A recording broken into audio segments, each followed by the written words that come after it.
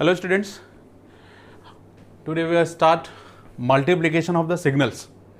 Means अगर दो signal है तो उन दोनों सिग्नलों का मल्टीप्लिकेशन कैसे किया जाता है उसको हम इस टॉपिक में देखेंगे. ठीक है, अगर हम वैसे देखा जाए मल्टीप्लिकेशन, अगर कोई भी सिग्नल हो या कोई भी वैल्यूज हो मल्टीप्लाई करते हैं तो हम क्या करें, जैसे किसी भी क्वांटिटी को 1 से मल्टीप्लाई किया तो सेम क्वांटिटी आ गई, किसी भी क्वांटिटी को 0 से मल्टीप्लाई किया तो वो 0 आ गई. सेम एज इट इज यहाँ भी चलता है, सेम सिग्नल में चलता है. ठीक है, फॉर द एग्जाम्पल अगर हम मल्टीप्लिकेशन की बात करें, कोई हमारा सिग्नल है,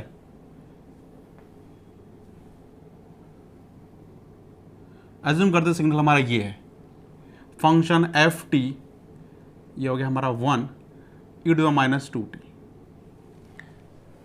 ये मेरा कोई एक सिग्नल है, गिवन सिग्नल है. इस सिग्नल को मुझे मल्टीप्लाई करना है स्टेप सिग्नल से. 1 फंक्शन हमारा G T. Find out the function of F T into G T. Means function F T और जी टी को मल्टीप्लाई करना. ध्यान से देखना, इसके जीरो वाले पॉइंट पे चेक करेंगे, जीरो से इस तरफ सिग्नल हमारा नेगेटिव इन्फिनिटिव जा रहा है और जीरो से इस साइड सिग्नल हमारा जीरो की तरफ टेंस हो रहा है. लेकिन सेकंड वाले ग्राफ में जीरो से लेफ्ट हैंड साइड में कोई भी सिग्नल नहीं है. मीन्स कितनी सिग्नल है? जीरो सिग्नल है. जब इस सिग्नल का इससे मल्टीप्लाई करेंगे तो लेफ्ट हैंड साइड में सारी की सारी वैल्यू जीरो आ जाएगी, क्योंकि भाई किसी भी क्वांटिटी में जीरो से मल्टीप्लाई करेंगे तो क्वांटिटी आ जाएगी हमारी, जीरो आ जाएगी. इसके इस साइड की बात करते हैं, जीरो से टी मीन्स जो ये इन्फिनिटी की तरफ जा रहा है, इसकी वैल्यू कितनी है? कांस्टेंट 1 है. कितनी वैल्यू इसकी? कांस्टेंट 1 है. इसके इस वाले ग्राफ की बात करेंगे तो जीरो से राइट हैंड साइड में जो वैल्यू आ रही है वो डिक्रीजिंग में आ रही है. अब आप मेरे को ये बताइए, किसी भी कांस्टेंट की वैल्यू को या 1 को किसी भी वैल्यू में मल्टीप्लाई करेंगे तो उसकी वैल्यू कितनी आएगी? Same as it is. भाई x into 1 is equal to X, 2 into 1 is equal to 2. Means अगर इसका मल्टीप्लीकेशन इससे करेंगे तो जो सिग्नल ये आ रहा है एज इट इज हमें मिलेगा. बात समझ में आ रही कि नहीं? तो इसका अगर हम मल्टीप्लिकेशन कर रहे हैं तो आप ध्यान से देखिए, इसके इस तरफ तो सिग्नल नहीं मिलेगा क्योंकि जीरो से मल्टीप्लाई कर रहा है इस सिग्नल को, लेकिन इसके इस साइड में एज इट इज सिग्नल मिलेगा मेरे को 1 e to the minus 2t. ये क्या हो गया हमारा? F T into G T. ये चीज समझ में आएगी नहीं? जो कंसेप्ट हमें मल्टीप्लिकेशन का पता है, सेम कंसेप्ट को हम यहां पे अप्लाई करेंगे अपने सिग्नल में. वही करेंगे जैसे ये ग्राफ और ये ग्राफ मल्टीप्लाई कर रहे हैं, इसके इस तरफ कोई ग्राफ नहीं है, यहाँ पे 1 आ रहा है, इसके इस तरफ की सारी वैल्यू जीरो पुट कर हो जाएगी, हमारी जीरो आ जाएगी क्योंकि जीरो से मल्टीप्लाई कर रहे हैं, यहाँ 1 से मल्टीप्लाई कर रहे हैं और ये हमारा एज इट इज ग्राफ आ जाएगा. यहाँ तक बात समझ में आई? तो मल्टीप्लिकेशन कंसेप्ट बस इतना ही है. अब एक क्वेश्चन करते हैं इस पर छोटा सा.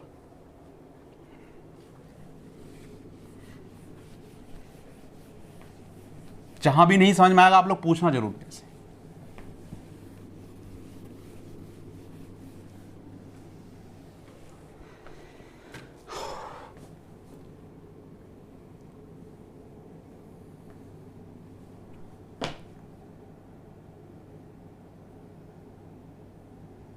ओहो,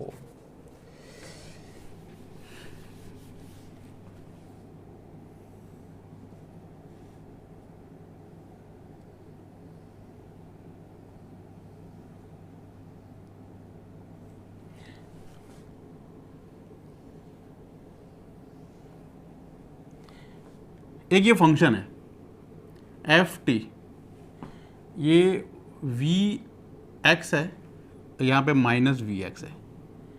1 2 3 4 5 up to so on -1 -2 -3 up to so on. इस फंक्शन को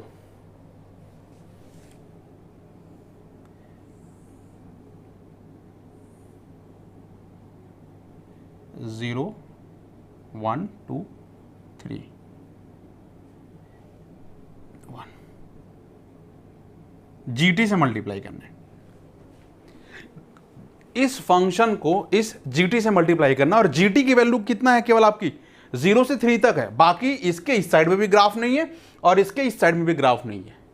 अब आप बताओ, ये टोटल का टोटल ग्राफ अगर इससे हम मल्टीप्लाई करेंगे तो आप ये बताओ मेरे को कि 0 की साइड कोई ग्राफ है ही नहीं, तो ये 0 हो जाएगा टोटल. और 3 के इस साइड पे कोई ग्राफ नहीं है, तो 3 के इस साइड पे सारा का सारा ग्राफ क्या हो जाएगा हमारा, 0 हो जाएगा।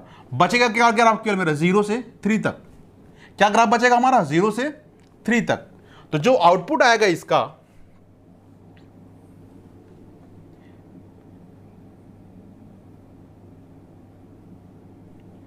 0 1 2 3,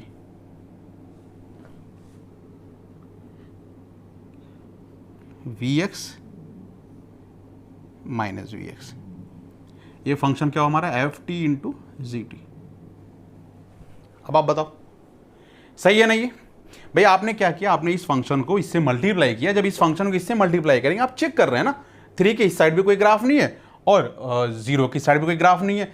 जब 0 की साइड कोई ग्राफ नहीं है तो किसी भी ग्राफ से मल्टीप्लाई करो 0 ही आएगा, इधर भी 0 ही आएगा। हमारा आंसर कितना आ गया, दिस वन। आप बात समझ में आई सबको मल्टीप्लिकेशन का?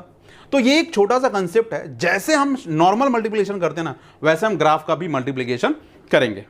ठीक है, चलो एक और क्वेश्चन करते हैं।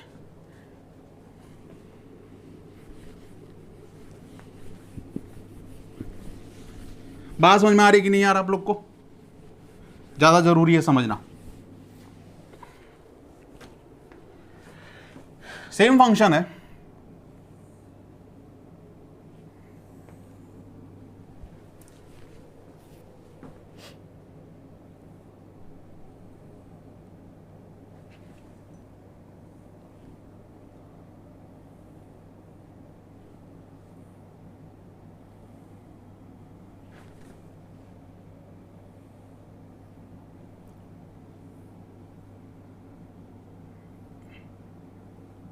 ये बढ़ता जा रहा है सेम एज इट इज इधर भी।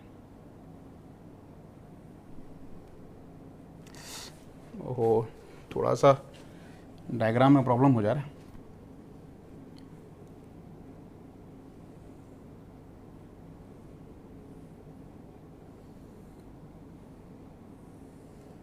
और ये बढ़ता जाएगा 0 1 2 3 4 5 -1 -2 -3 अप टू शो ऑन। ये +1 है, ये -1 है। It is a function of G T. चलिए ध्यान से देखिए, आप इस ग्राफ को इससे मल्टीप्लाई करना है, 1 स्टेप 2 स्टेप अपना मल्टीप्लिकेशन करना है। अब इसमें क्या कंसेप्ट हो सकता है भाई? देखो 0 से 1 तक, ध्यान से देखना, 0 से 1 तक ये पॉजिटिव है और 0 से 1 तक ये भी पॉजिटिव है। 0 से 1 तक ये 1 की वैल्यू दे रहा है और 0 से 1 तक ये Vx की वैल्यू दे रहा है। अगर Vx को 1 में मल्टीप्लाई करेंगे तो कितना आएगा? Vx ही आएगा। इट मीन्स अगर ये इससे मल्टीप्लाई करेंगे तो Vx आएगा यहां से यहां तक। दूसरा पार्ट, 1 से 2 के बीच में ये -Vx है और 1 से 2 के बीच में ये -1 है। -1 multiply by -Vx is equal to Vx, पता है कि नहीं? -1 into -Vx is equal to Vx। भाई दो नेगेटिव टर्म को मल्टीप्लाई करेंगे तो पॉजिटिव आता है, तो पॉजिटिव आ गया। मेरे कहने का मतलब है तो 1, तो 1 को किसी भी क्वांटिटी से मल्टीप्लाई करेंगे सेम क्वांटिटी आएगी, लेकिन इसका -1 है और इसका -Vx है, तो -1 -Vx कितना हो जाएगा? +Vx हो जाएगा। इट मीन्स जो भी वैल्यू यहां से यहां तक आ रही है वो सारा का सारा पॉजिटिव होगा। भाई नेगेटिव से नेगेटिव मल्टीप्लाई वो भी पॉजिटिव, और पॉजिटिव वाला पॉजिटिव से मल्टीप्लाई करेंगे वो पॉजिटिव है ही। तो इसका क्या आंसर आएगा फिर?